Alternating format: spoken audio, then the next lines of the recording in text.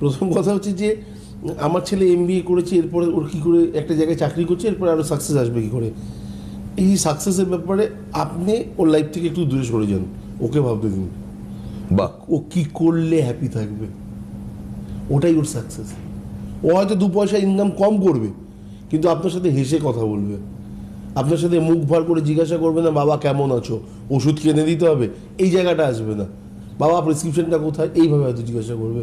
তো ওকে ওর মতো একটু শান্তিতে থাকতে দিন, ওকে ওর লাইফ থেকে সেই জায়গাটা থেকে সরে যান যে জায়গাটাতে ও অ্যাটলিস্ট কাজ করে আনন্দ পাচ্ছে, ওই আনন্দটা সংসারের উপর পড়বে।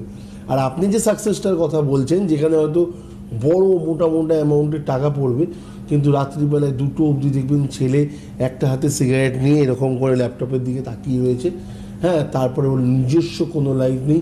ঘরে ঢুকতে গেলেও আপনাকে হয়তো মনে হচ্ছে যে কি গ্যাস, ঘরের মধ্যে এত সিগারেট কেন খাচ্ছে, পারমিশন নিয়ে ঢুকতে হবে, পারমিশন নিয়ে ঢুকতে আপনারই চায় না, বাড়িতে আসছে। আপনাকে পারমিশন নিয়ে হ্যাঁ, এবং হয়তো ছেলে 1 সপ্তাহ ধরে বাবাকে জিজ্ঞাসা করার টাইম পাচ্ছে না যে বাবা কেমন আছো। তো এই জায়গাটা থেকে বেটার না যে ছেলে চাকরিও করছে, ছেলে খুশিও আছে, এবং ছেলে একজনের দায়িত্ব নেওয়ার মতো ক্ষমতাতেও আছে, আমি তাকে বিয়ে দিতে পারি। এবং যে ছেলে MBA করেছে তার মধ্যে যে কোনো বিষয়ের ওপর রবি বুধ এক না থাকলে পরে বৃহস্পতি ভালো না থাকলে মাস্টার অবধি যাওয়া তো সম্ভব না, আমি তো অ্যাটলিস্ট এই জায়গাটাতে আপনাকে ভুল বোঝাচ্ছি না। তো সেই জায়গাটা অবধি যখন সে যাচ্ছে, তার পারদ্ধ দেবতা তাকে যখন সেই অবধি নিয়ে গেছে, তার মধ্যে বোধ, ক্ষমতা, শক্তি, যে কোনো বিষয়ের ওপরে তাকে আধিপত্য ফেলার মতো ক্ষমতা তাকে ভগবান দিয়ে দিয়েছে। তাকে